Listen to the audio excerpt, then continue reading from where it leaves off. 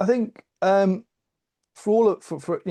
everyone out there that's developing their mediumship, I think what's really important is not just focusing on evidence in your development, but actually trying to understand the nature of the experience that you're having.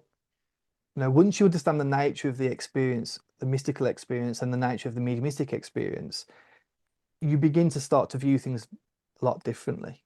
And so don't just focus on the technical training of your mediumship and the exercises, but really engage in a philosophical way. It's really about self-examination, reflecting on the experiences that you have. Because I think within this particular aspect, I think there is something in that when people that I respect as mediums, they've gone on that their own self-reflection and their own spiritual journey.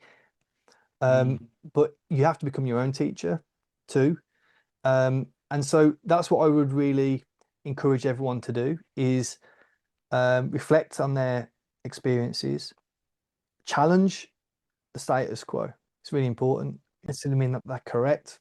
And I think it's about really looking at the nature of your experiences, what your ideas and concepts are, and do they make sense? And the other thing is that if anything that you're taught in this subject contradicts your sort of common sense, it doesn't seem, hopefully what I've talked about today makes common sense, it just seems reasonable, at least, if nothing else. I think that's what you've got to kind of, if something does insults my own intelligence, then I don't really pay much attention, and I think it is really sifting through to find the good stuff.